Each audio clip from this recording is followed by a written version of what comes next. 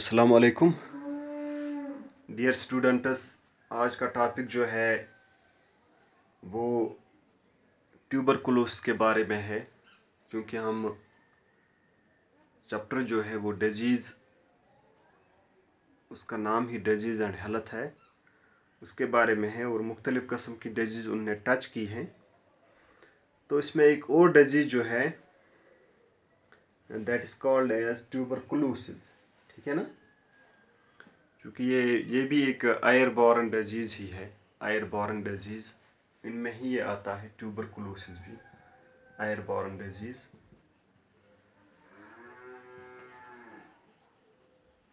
ठीक है, और इसके अलावा ज़िम्मेदार बैक्टीरिया भी है, उसको बोलते हैं, उस बैक्टीरिया का नाम जो है, जो जिम्मेवार है इसके लिए, दैट इज़ माइकोबैक्टीरियम ट्यूबरकुलोसिस। ठीक है ना, माइकोबैक्टीरियम ट्यूबरकुलोसिस। ठीक है, ये भी जिम्मेवार है इसके लिए। ठीक है, तो होता क्या है, क्योंकि इसका जनरल जो अटैक होता है वो भी रेस्पिरेटरी सिस्टम पे होता है, लंग्स पे होता है। ठीक है, जनरली ये लंग्स पे अटैक करता है। इसके अलावा इसके असरात जो हैं बाकी उज़वों पर भी पड़ सकता है, जैसे जॉइंट्स है, इंटेस्टाइन है, नर्वस सिस्टम है, उन पर भी उनका ये अटैक बढ़ सकता है। ठीक है ना, तो सबसे पहले ये आइडेंटिफाई हुआ है 1882 में।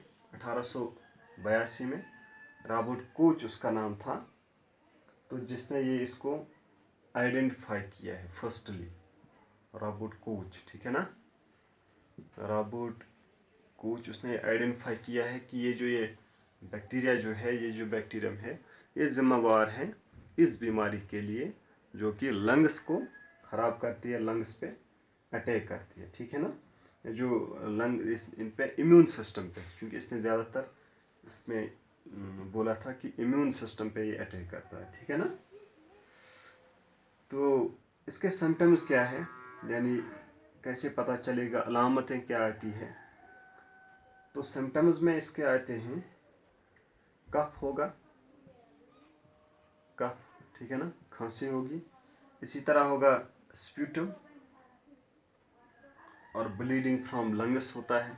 ठीक है ना, तो इनसे जो आता है, जैसे हम थूकते हैं, इसमें कुछ सेक्रेशन निकल आती है मुंह से, चूँकि फ्रॉम लंग्स से आती है। ठीक है ना, वो इसमें वो उसकी अलामत होती है। इसी तरह फीवर रहता है, इसमें फीवर ज़्यादा रहता है, इसको बुखार आता है। ठीक है, नाइट स्वेट्स, तो रात को जो इसके जो पसीना निकल आता है, ठीक है ना, सोने में इसका पसीना निकल आता है।